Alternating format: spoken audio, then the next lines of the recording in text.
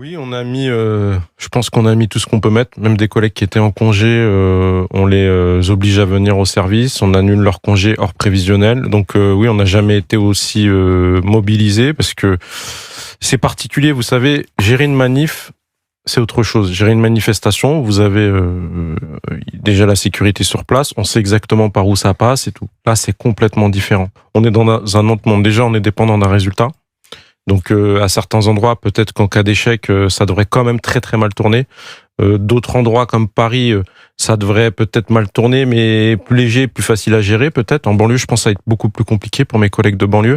Maintenant, on va basculer, si c'est comme vous l'avez dit, on parle de sport, c'est gênant, parce qu'on parle de sport, mais au final, on parle que de sécurité. Pourquoi ? Parce que oui, il y a des vraies craintes en fait. Parce que on sait qu'il y a beaucoup d'attentes autour de ce match. Les anciens, si je peux me permettre, nous, on a connu j'ai eu l'honneur de venir déjà dans votre émission. Je suis ancien abonné du PSG et du coup fan du Paris Saint-Germain aussi. Et c'est vrai que nous, on a connu à l'époque de Paoletta, on s'attendait à descendre en Ligue 2. Je sais pas si vous vous souvenez de ces images fortes où Paoletta donnait quasiment les consignes à Paul Le Guen au niveau des changements. Donc on a vécu une probable descente du PSG en D2. Et là, aujourd'hui, on va vivre une Ligue des Champions. Au niveau émotionnel, c'est quelque chose d'extraordinaire pour nous, s'il y a victoire demain.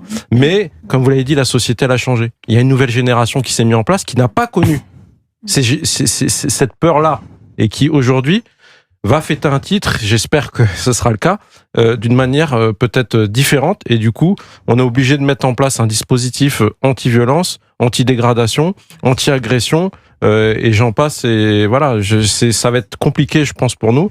Et encore, on nous met, on nous utilise une fois de plus pour que la France donne une belle image de sa sécurité et du sport. Maintenant, je me permets de revenir sur ce que vous avez dit. C'est impossible aujourd'hui, si vous me posez la question, je sais pas si c'était une question. En tout cas, qui peut aujourd'hui garantir que tout va bien se passer, même si on a mis 5400 policiers.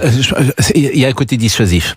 C'est le sentiment que je peux avoir. Il y a beaucoup de gens qui peuvent se dire, il y a quand même des parents de temps en temps qui peuvent dire à ces jeunes gens, fais attention, il y a toujours des casseurs. Mais la dissuasion, ça va être intéressant d'ailleurs, c'est un test dans ces cas. Le 31 décembre, il se passe jamais rien. Oula, si. Oula, sur les Champs-Élysées. Alors, nous, on a des... Je parle des Champs-Élysées. Je parle des Champs-Élysées qui sont ultra sécurisés. Oui, c'est sécurisé. Mais j'ai l'impression que le 31 décembre, c'est calme maintenant.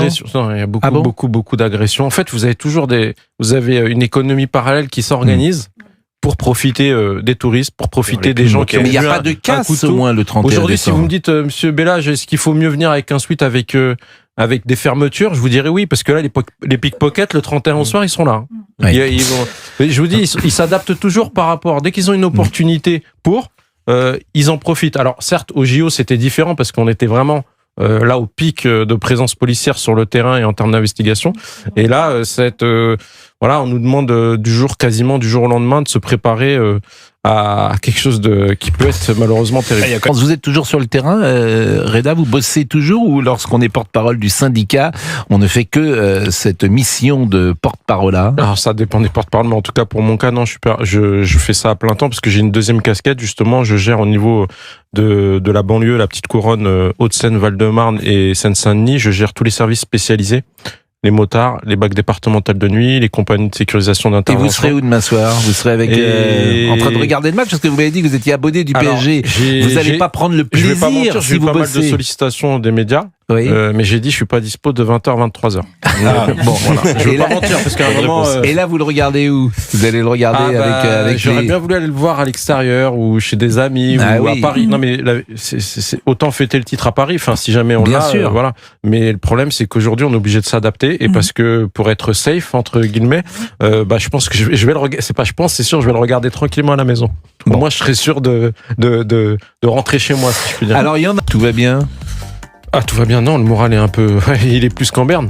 On va essayer de faire le maximum, mais il faut que les gens comprennent que pour nous, en ce moment, depuis même 2-3 ans, c'est très compliqué parce qu'on est sollicité absolument pour tout. On a, depuis cette fameuse finale de Ligue des Champions qui s'est très mal passée avec Liverpool contre le Real Madrid, maintenant tout le monde a peur.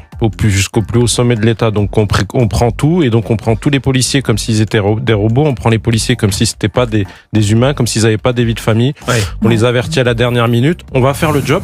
Oui, c'est ça qui est voilà. Non, mais je préfère le préciser. Mais on va faire le job. Vous avez raison. Mais ça laissera des traces. Voilà.